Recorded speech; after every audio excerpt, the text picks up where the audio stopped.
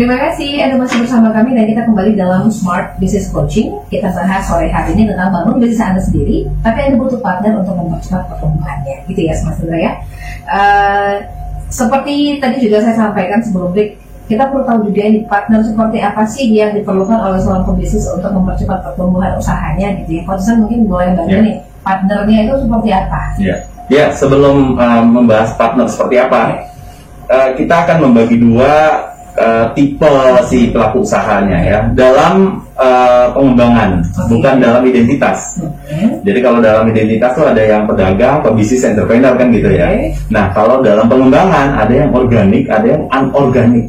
Nah yang organik ya berjalan apa adanya dengan manajemen yang sudah ada, ya kan gitu ya. Sementara anorganik ini memungkinkan untuk bagaimana pihak investor bahkan bisa mengakuisisi si bisnisnya. Nah, strategi anorganik ini banyak diterapkan para startup trainer ya, para startup digital gitu ya. Bagaimana bisa masuk ke pasar dengan cepat, terus bagaimana bisa mengakuisisi pelanggan dengan modal yang cukup besar gitu ya. Kalau orang bilang tuh istilahnya bakar uang gitu. Nah, karena memang investor sudah mengalokasikan dananya sesuai dengan program si startup digitalnya sendiri gitu. Nah, dengan dana yang cukup, maka si startup itu bisa berkembang bahkan bisa mengakuisisi. Contoh, ya kita nggak bahas ojek online ya. Contoh yang sekarang ini kalau lihat aplikasi ya yang bisa mendisrupsi rumah sakit. Nah, si aplikasi ini bahkan bekerja sama si rumah sakit ya untuk bisa buka booth di rumah sakitnya karena ada uangnya, karena itu tadi investor sudah mengalokasikan uangnya dengan secukupnya lah istilahnya. Nah, maka mereka bisa bekerja sama dengan rumah sakit dan mempromosikan si aplikasi itu yang nantinya ketika para pasien-pasien, para masyarakat sudah terasosiasi dengan si aplikasi ini, maka mereka bisa langsung ke aplikasi, nggak harus ke rumah sakit. Ya kan ini kecil-kecil cabai rawit gitu ya. Startup begitu. Nah, itulah contoh unorganic expansion gitu. Jadi sehingga dia bisa melakukan pengembangan bisnis scale up yang eksponensial gitu. Nah, jadi itu dua kategori tadi. Ada yang organik, ada yang anorganik. Ya, by the way keduanya bisa di coaching ya. Kalau mau ngembangin sendiri dengan manajemen yang organik ya is okay, nggak ada masalah gitu ya. Nah, kalau mau dikembangkan dengan ekspansi, menjalin bersama key partner, kerjasama, itu bisa. Ya tergantung visi. Makanya materi kita sebelumnya di edisi sebelumnya kan membahas apa itu visi, impian gitu ya. Gitu. Nah, jadi kategori key partner atau partner tadi ya. Kalau yang di coaching di program coaching bersama Coach Ihsan, mereka punya sekelompok partner yang harus memang mereka kerjasama, ya disebut sebagai key partner, partner kunci. Nah, partner kunci ini kategorinya ada A, B, C, G, M. Nah, bagi mungkin akademisi yang tahu tentang konsep kolaborasi pentahelix, nah ini tahu nih A, B, C, G, M, ya. A, B, C, G, M, A-nya adalah akademisi. Jadi kalau ada bisnis yang ada kerjasama ya, ada ikatan ya, kolaborasi dengan akademisi itu bagus banget. Ya mau formal atau non formal ya itu bagus banget. Misalnya bagaimana dia mendapatkan lulusan terbaik mungkin, gitu ya. Atau membantu si pemilik usaha untuk bisa mengedukasi pasar. Kalau memang targetnya anak mahasiswa, kan gitu contohnya. Nah, jadi bisa ngisi kelas kewirausahaan ya, seperti itu. Nah, yang kedua B-nya bisnis. Nah, jadi sesama bisnis sekarang udah harus berkolaborasi. Ya, jadi zamannya bukan competition tapi competition, gitu ya.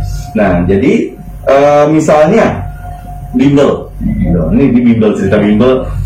dengan kondisi seperti ini dia harus kerjasama sama siapa gitu, ya.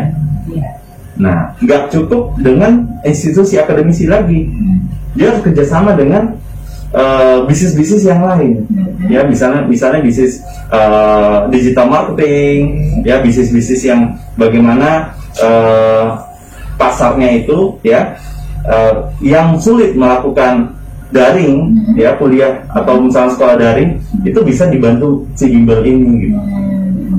Ya. Nah, yang ketiga C, community. Ya, jadi A, B, C, G, M, kan ya, C-nya community. Nah, ini penting banget dan ini udah lumrah ya. Setiap bisnis kerjasama dengan komunitas, bahkan ada bisnis yang dia nggak sedikit ya, yang membentuk komunitas. Nah, agar mudah ya, bagaimana bisa masuk ke pasar gitu. Yang keempat, government, ya, pemerintah.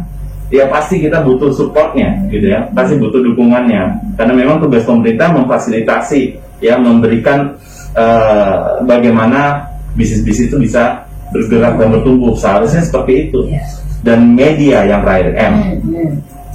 Nah, jadi sekelompok partner ini dikatakan key partner, ya, yaitu bagaimana A, B, C, G, M ada kontribusi, atau kita sebagai pemilik bisnis itu memberi kontribusi kepada ABCGM ini. Oke. Malah pemilik bisnis saya memberi kontribusi ya, pertanyaannya. Yes. Contohnya kalau di media, ya, dia mau mengisi program, salah satu program di media, radio, di smart, ya kan? Dia berkontribusi. Betul. Nah, begitu juga media. Jadi seperti itu. Nah, so simple, ya. Tapi business owner yang di coaching, di program coaching bersama Coach Ihsan tuh memiliki bagaimana bisnis yang bisa terkontrol, tersistem, terstruktur, konsisten. Bahkan key partner aja terstruktur gitu. Terstruktur maksudnya? Iya, terstruktur tuh maksudnya lengkap gitu. Jadi nggak ada yang lain. Ada lagi sih 2 selain ABCGM. Apa itu, Coach? Coach dan investor. Malah tadi yang kita sebut-sebut ya. Iya. Jadi selain PT Helix yang ABCGM tadi, ya perlu berpartner dengan advisor, ya, apakah itu konsultan dan coach juga, ya, dan juga investor gitu. Nah, ini saja yang dilayani ya. Partner ini harus dilayani gitu. Oke. Jadi kalau kita sebut butuh partner untuk membangunnya, berarti dia butuh 5+2 ini ya, Coach ya? Iya, bagus banget kalau bisa 5+2 gitu. Nah, sambil berjalan di bisnis tuh dia nanti akan punya, kalau di coaching biasanya kita share ya experience dalam coaching program. Dia punya jam-jam make a deal. Ya, make a deal, membuat kesepakatan kepada pelanggan. Pelanggan ini kita baginya 4. Apa saja? Yang pertama, pelanggan yang memang pelanggan yang selalu dilayani di dalam bisnis, customer gitu ya. Kedua, tim. Ya. Yang ketiga, vendor. Nah, yang keempat, investor. Ya. Nah, di kategori vendor ini kan bisa ketemu dengan ABCGM. Jadi ada jam yang mereka harus ketemu dengan orang-orang ini. Ya, seperti kebun.